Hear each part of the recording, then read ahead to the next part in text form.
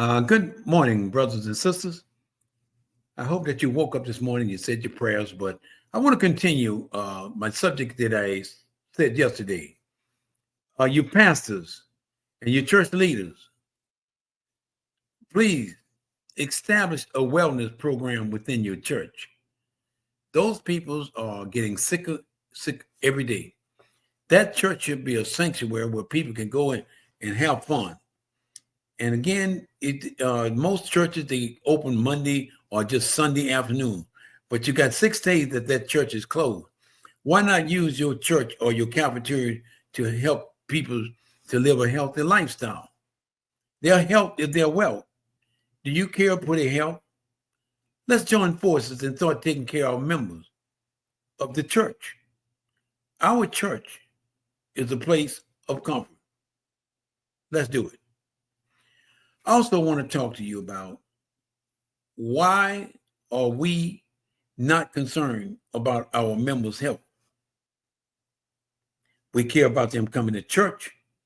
We care about them paying tithing offering. We care about everything else except their health. And I never hear anyone taking responsibility for their members' health. Let members know that you care about them. Not only that you want to see them on Sunday, you care about their health and well-being. So why don't you, pastors and leaders, why don't you hire someone and use your church for wellness? Just because you don't want to do wellness, why should your members have to suffer? You need to get into a wellness program. Your church members need to get into a wellness program. It's about joining together as a group. You don't have to always go to the emergency room to see some of your members because of their health. Teach them about health and wellness during your sermon. That is a ministry, health and wellness. I say this to say this. If you love your members, if you care about your members, if you care about the kids in your church, you will set up a program where you and your members will at least exercise 2 days a week. I care about the church. I care about the members. I care about the leaders. I care about all leaders because the way I'm looking at it is that not all leaders set a good example. They want to lead, but you don't want to follow their example. And I'd say this, and I'm going to say it to all of our brothers and sisters. Our health is constantly deteriorating because nobody cares. We're constantly going to the hospital. Nobody cares. We can't get out of bed. Nobody cares. There are so many factors that is involved in us as human beings not caring about our body and our welfare. When I look at pastors in the church and they can't hardly walk, they get out of breath, I have to say to myself, me and the pastor, then we need to get on a program, whether the pastor like it or not. If you love your pastor, you should be able to walk up to him and be able to say, hey, we can do this together. If you love him, don't wait till he gets sick and all kind of medical issues take place for you to tell him that you care about him. Don't wait till the ship falls in order for you to jump off. Understand, we got 7 days a week. The church is open 2 or 3 days a week. Those other days, those families cannot afford to join fitness clubs. This should be a place where they should automatically want to work out in the house of God. You keeping them off the street, you keeping them into a place where they should build their self-esteem. Think about it. That building is only utilized 2 or 3 times a week. If you got a cafeteria or if you have room in there, why not hire someone to take care of your members and take care of you in the church. Look at the little kids. Don't you care about them? Don't you care about their health and well-being? They come to church every Sunday. You do praise and worship. What about their health and well-being? Do you care about that? Or do you care about yourself? Me, if I was a pastor, one of the things that I would ensure that my people is being well taken care of in a healthy and environment way. It's on you to not to allow no one to tell you what you can't do. Let's start an organization. Church and Wellness. Church and Spiritual Growth. Church and Wellness. I hope you understand how they go. Your body is your temple. If you don't take care of it, it won't take care of you. Pastors, leaders, you up there preaching the gospel about this and that. I never hear you talk about church members. Let's get together and let's do exercise together. We got a big church here. We don't have to go out and join all these clubs. Designate an individual or pay an individual to teach a 3-day class, 1 hour a day. You wouldn't believe the improvement and the morale in your church once you establish a wellness program. Make it rewarding. Make it worthwhile. When people feel like they're getting rewarded, they're going to do better. Give them a certificate for coming for the first month. There are many ways that you can promote wellness in your church.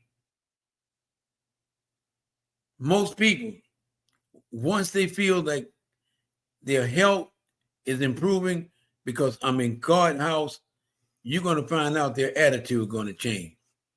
What a better place to do fitness in a church that help growth. It help build confidence. You think about it. I'm a pastor, and that's the only thing I care about is myself. I'm not a pastor. I got to care about my congregation. I got to care about whether my congregation, whether they sick or they well. I got to care about my congregation, whether they're doing good or bad. I'm not going to just have a selected few that I'm going to communicate with, which means they become part of you. We need health and wellness in our churches. All you have to do is just look around. All of these older people are coming to church every Sunday. Some are just barely walking. The deacons are just barely walking because their health is deteriorating. We can do something about it. You can do something about it. If you become a leader of your church, start thinking about your people's health and well-being. Start thinking about your health and well-being. We can do it, but somebody got to step up to the plate. I'm willing to do whatever it takes for your church to establish a wellness program. You can look at my videos on YouTube and work off my videos. I would even record a video for your church where you have something that you can look on the large screen TV, a step-by-step process. I care about your health and well-being, but you have to care about it.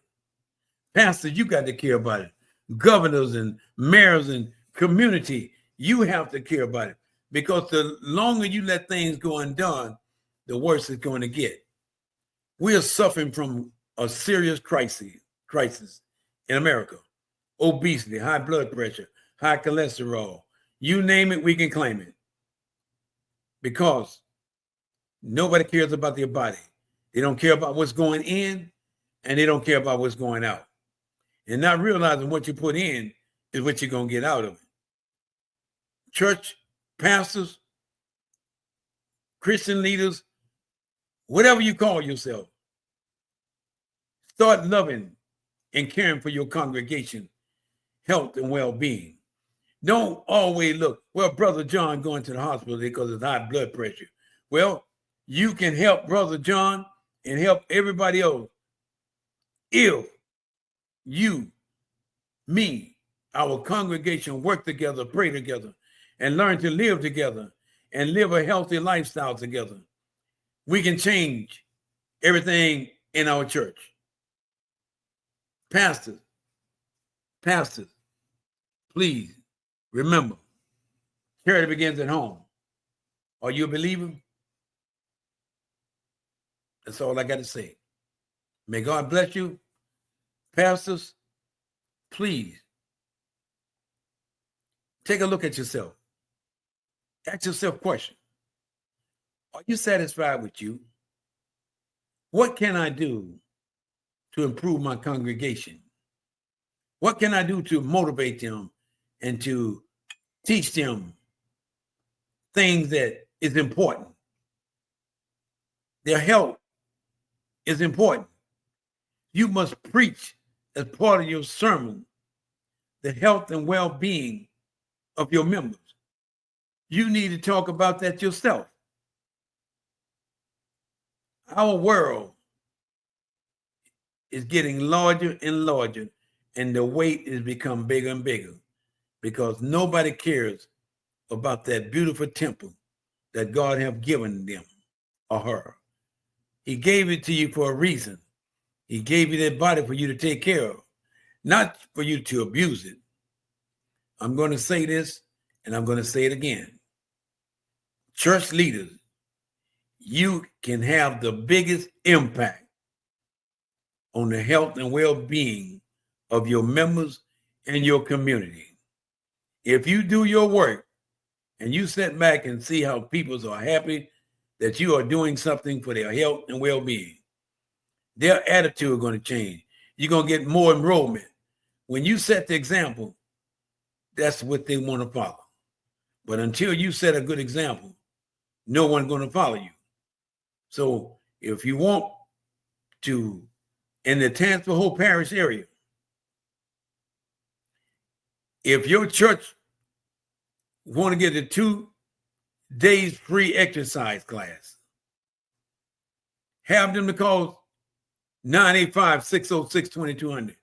We would have someone to come to your church, or you can come to our establishment, and we'll teach you how to add years on your life and add life to your years. But you've got to be willing to change your attitude.